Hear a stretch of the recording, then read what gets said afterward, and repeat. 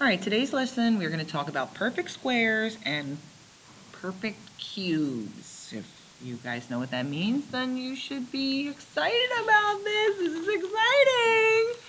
All right, or maybe not, whatever. So first off, what I want to do is I want to just talk about what a square is. The square of an integer is called a perfect square.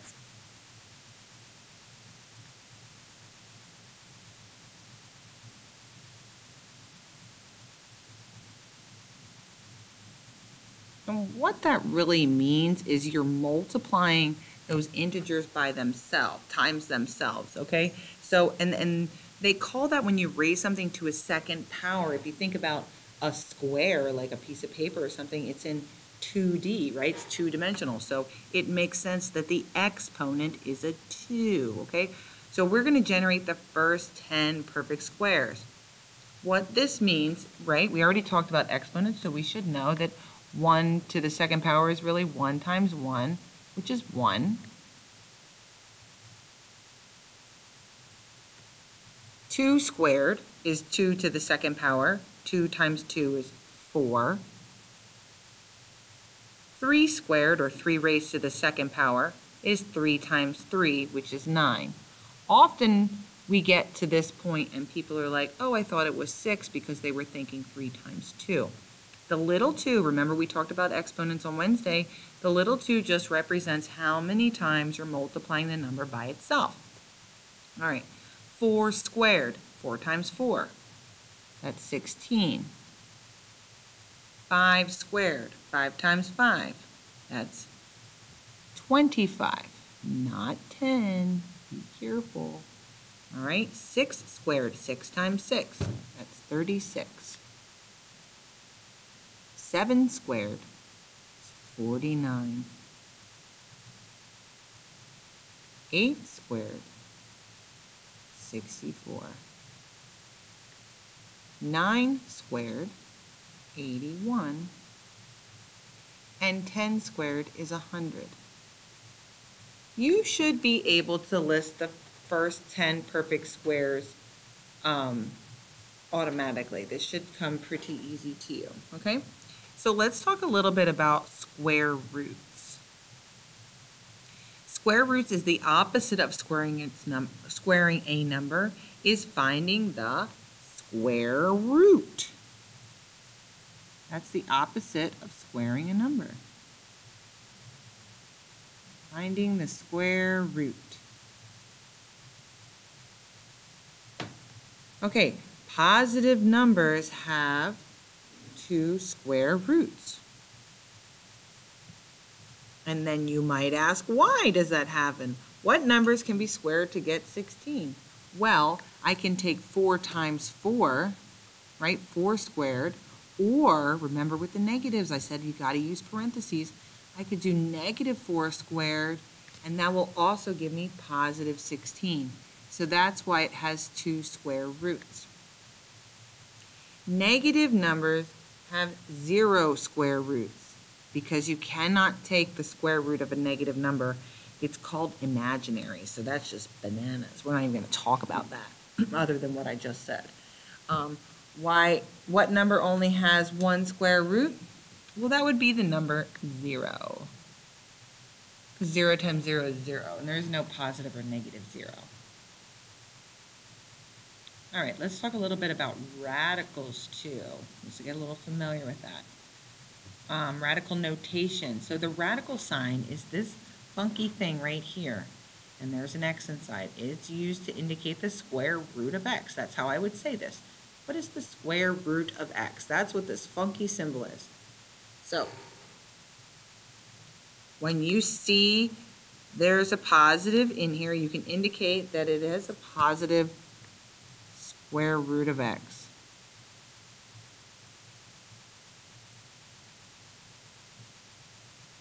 Now, be really careful here because this negative is lying outside the square root or the radical sign.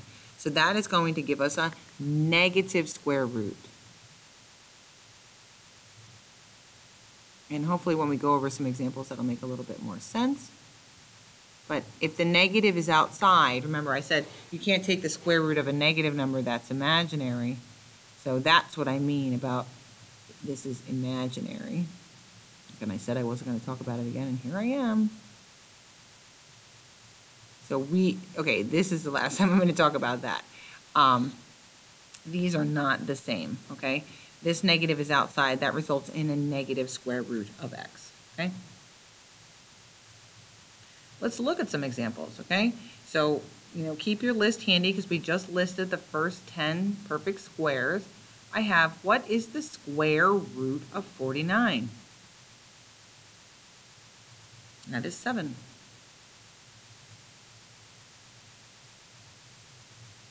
What is the square root of 2? For number 2, what is the square root of 9? That is 3. Here, number 3, be careful because there's a negative out front, so I know my answer is going to be negative, but what is the square root of 4? It's 2.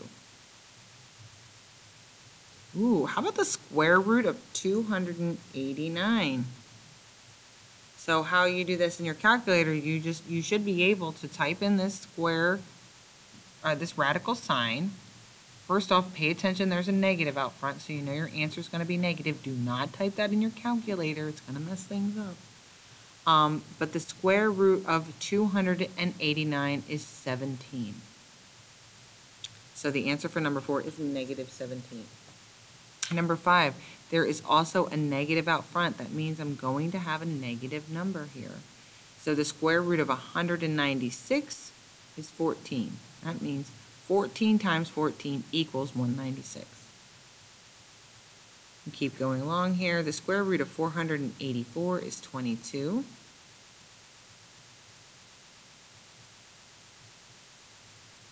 Okay, 7, 8, and 9 are very strange. What I want you to think about is taking the square root of the numerator and the denominator. Let's just rewrite this so it looks like this. Okay? Now the square root of 1 is 1, because 1 times 1 makes 1. Right? The square root of 16 is 4, because 4 times 4 is 16. We're just going to focus on the positive square roots. All right, for number 8, I'm going to rewrite this, but let's make note that there's a negative out front. So I have the negative square root of 81 over square root of 25. So what is that? That would be negative 9 over 5.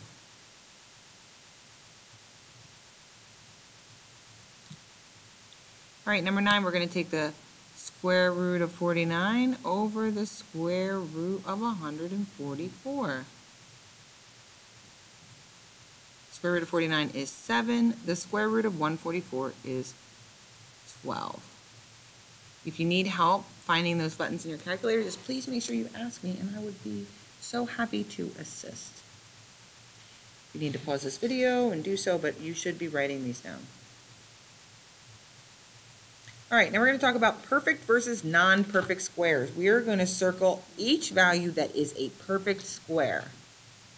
So when we get out our calculators to check to see if something's a perfect square, you type the radical symbol and then you type in the number. So if I type in the square root of 9 and I get 3, that's a whole number. That means that 9 was a perfect square. If you get out your fancy dancy little calculator and like, oh, let me take the square root of 32. I get 5.6568 blah, blah, blah, blah, blah decimals. Not a perfect square. So number 32 would be non-perfect square. How about 50? Take the square root of 50. I see more decimals. That's not a perfect square. What if we take the square root of 121? That's 11. No decimals, that is a perfect square. Square root of 1 is 1. That is also a perfect square. Let's check the square root of 160. That's a decimal. That is not a perfect square. Square root of 64 is 8. That is a perfect square. The square root of 200 is 14 blah blah blah. Decimal, not a perfect square. All right, one more to go. Let's check the square root of 324. Ooh, that's 18. That was a shocker. I didn't think that was a perfect square, but it was, because 18 times 18 gives us 324. All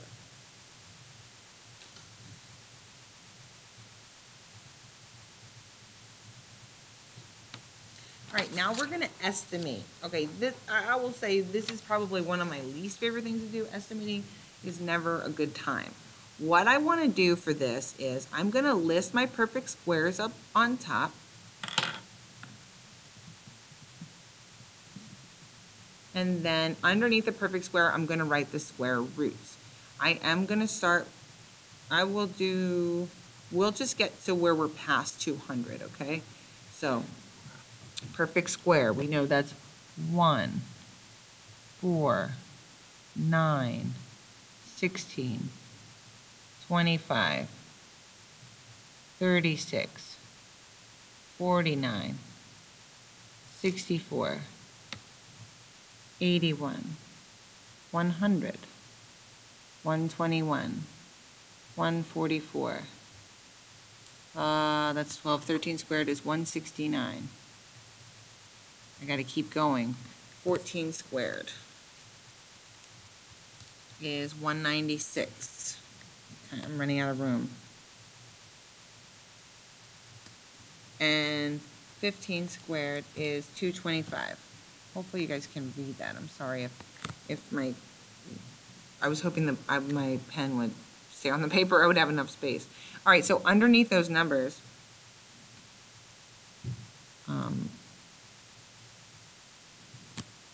all right, I cheated a bit. I'm sorry. I just had to rewrite them so they all fit on my white paper here. Okay, so these are all perfect squares up to 15.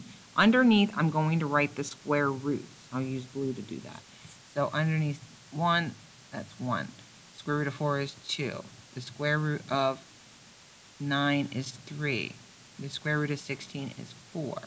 Square root of 25 is 5. And then I'm just going to keep going. 6, 7, 8, 9, 10, 11, 12, 13, 14, 15. And you might be like, why are you doing this? And I'm going to explain why I'm doing this, because when we're estimating, it's going to be really helpful to have this information up here. So these are the perfect squares. Maybe I can change this to kind of match what we're talking about here. And then underneath, I have my square roots.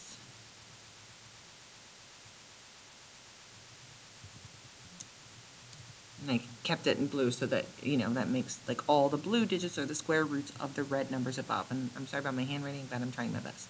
So when we look at 10, we think about the square root of 10, which is weird that it's 10. It's talking about the square root of 10, but whatever. So you go up to your perfect squares, and I want you to see where would 10 fit. Well, 10 is bigger than 9, but smaller than 16. So in my mind, I'm like, okay, well, I know that it's between these two. It's between these two numbers, which when we're talking about each square root, we're going to look below it. So the square root of 10 would be between 3 and 4. That's how we're going to do this. We're going to look up at the chart and see where does that information, where does that number fall between what two numbers, and then we're going to get our answers from the blue digits below. Let's look at number 11. The square root of 115. Well, 115 is bigger than 100, and it's smaller than 121, so it's going to be between these two perfect squares. So when I look down below, it is between 10 and 11. So that would be our answer, 10 and 11. Square root of 59. So I'm going up to my perfect squares, 59. Bigger than 49, smaller than 64. So we look down below, between 7 and 8.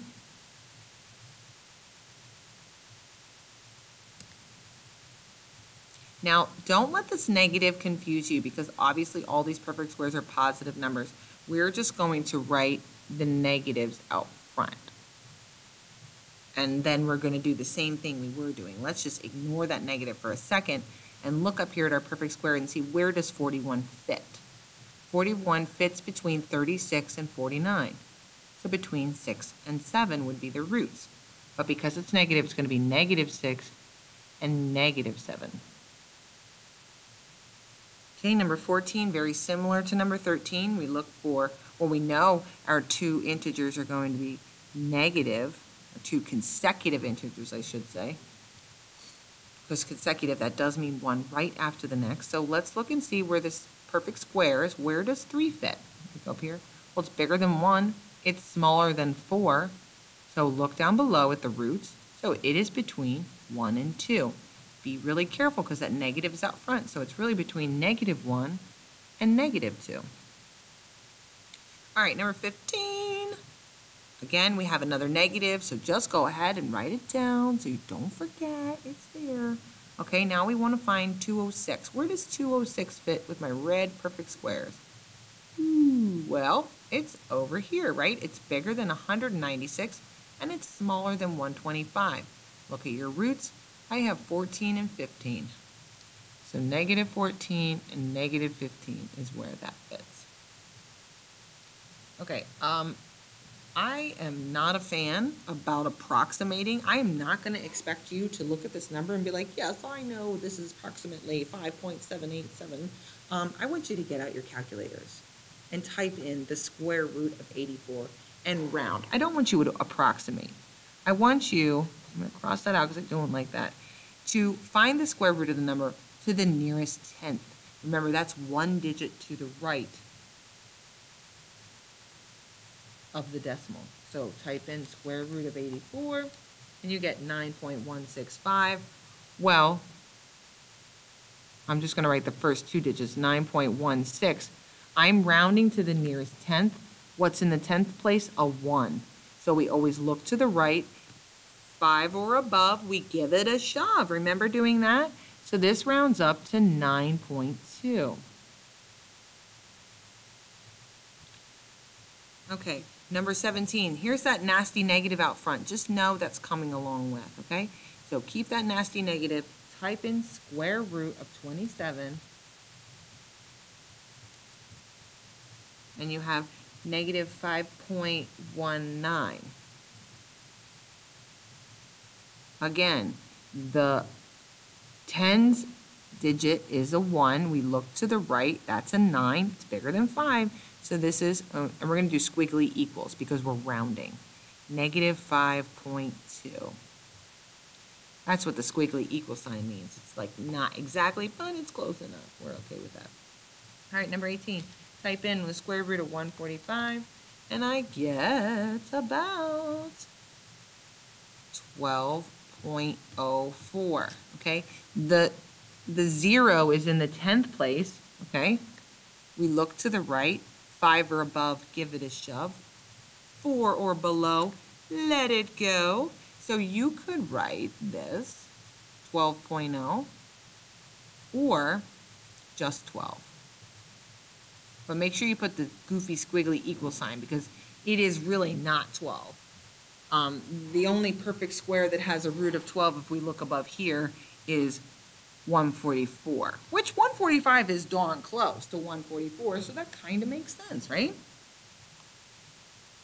All right, now what we're going to do is we're going to talk about perfect cubes. I just want to list the first 10 perfect cubes, and I don't really want to go over the cube root or any of that. I was going to do that, and then I've just decided that I don't think I want to do that anymore. Okay, but let's just talk about what it means to be a cube, okay? So notice that all the exponents are a 3. If you think about a cube is a 3-dimensional object. That is why they call it cubed, 1 cubed, okay? So the opposite of an integer, the cube of an integer is called a perfect cube. Kind of like the perfect square. Remember when we were talking about exponents, that the little number just represents how many times we're multiplying that number by itself. So 1 times 1 times 1 is the same as 1 cubed. It's also just 1. 2 cubed, 2 times 2 times 2 is 8. It is not 2 times 3, so be really careful that make sure you are raising it to the correct power. 3 cubed, 3 times 3 times 3 is 27. Oh, that got really ugly. I am so sorry. 27. All right, 4 cubed, 64. And it's okay to use your calculator. I'm okay with that. 5 cubed, 125. I just don't want you typing in, like when you find out what 6 cubed is, please don't type in 6 times 3, unless you want me to get angry. So 6 to the third power is 216. 7 to the third power is 343. 8 to the third power, or 8 cubed, is 512. 9 cubed is 729. And 10 cubed, remember, I don't know, maybe you don't remember, but I do love it when you are raising 10 to any power, because you're like, oh, it's a 3, that means it has 3 zeros, so I can automatically, I don't even need to type that in. That's 1,000, because it has 3 zeros. Okay, so those are perfect cubes. So for tonight's homework, I did put up a worksheet that has 24 questions. I only want you to do the first 19. If you want to do 20, you can, but that will require a calculator that has the right buttons on it. So please just do 1 to 19 on the homework tonight, okay? If you have any questions, send me a message on Schoology. Have an awesome day. Bye.